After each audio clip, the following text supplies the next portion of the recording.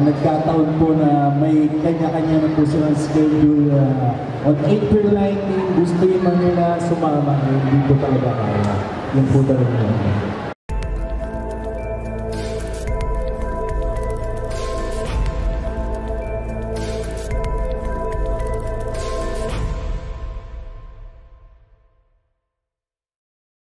Mas maganda sana kung kumpleto yung group nating dalawa. Ano po yung isa?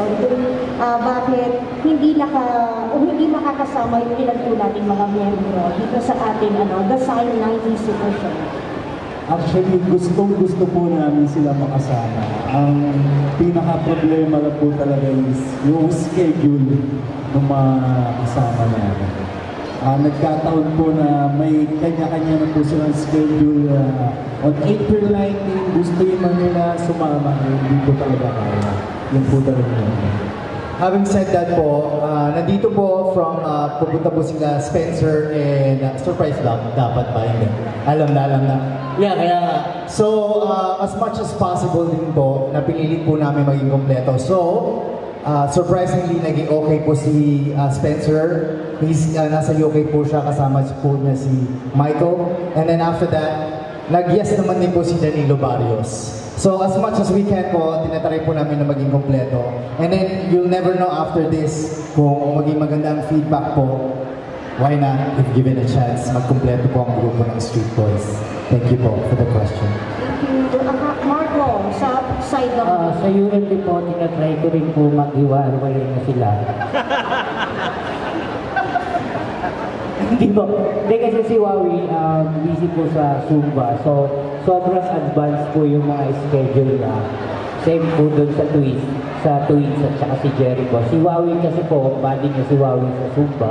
So, kung nasan si Wawi, nandun po si Jerry. So, alalay na po ngayon si Jerry. Ayan po.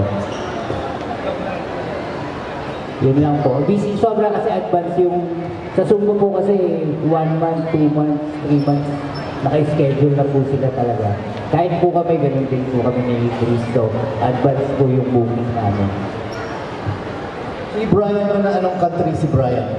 Sa Brian Furlow. Sa LA po. Sa LA. Kaso po kasi sobrang laki niya na. Hindi ko alam po kung yung kasama ko o susiraan ko. Family man siguro. Family man. Kasi, pero alam ko next year, plano niyang mo mag-reunion ka nila. Ito, Chris, kasi di ba ikaw in charge sa mga dancers? Nag-confirm ba si Dingdong, si Wawi, si Jong? So, in-invite po namin sila. Ang naging problema nga na po talaga is yung schedules. Katulad po kay Wawi, Kinabonggo, talagang hindi po ako ng schedule sila dahil malayo po yung venue ng event nila. Gusto yung man nila humabol, talagang hindi po ako. Actually po kay Wawi po, nag-usap kami, itatry niya talaga pong makasunod to support po din sa event. Itatry niya po talaga sumunod. Para kahit manood lang siya or sumayaw lang saglit, pero tatry niya pa rin po yung the best na makahabol.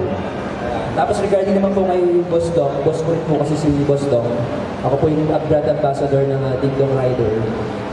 Tinapit ko po siya na magkakaroon nga ng ganitong concert event na Puro 90s. Siyempre dapat nandun siya. Siyempre alam naman natin na talagang napaka-busy ni Boss Dong, kaya talagang he can make it kahit na gusto niya talaga.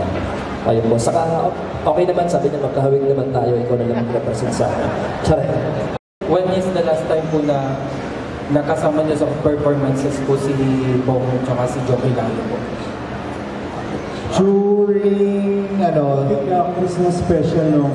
yung Christmas special ng ABS-CBN last time. So, sa Araneta Coliseum. And then after that, kailan ba yung kasi every time, kasi as you know, Jong is nagpa-politics. So, yung nakampanya, January. Fiesta ng Bangka. Yeah, fiesta ng Bangka. At the same time, nagsayaw din kami dun sa PGH, sa PGH. Kasi ni-request ni Jong na kung pwede daw kaming sumayaw for charity sa PGH kasi kilala niya isang doctor doon. So, hindi lang naman din kami magkakasama sumayaw. Minsan nag-get together din kami, yung parang nagkukwentuhan lang kami, and then konting drinks ng juice, mga ganon, kasi mga bata pa kami, hindi kami allowed. Then yung recently lang is yung Christmas, and then yung January. Tapos nag-reunion din kami paminsan-minsan.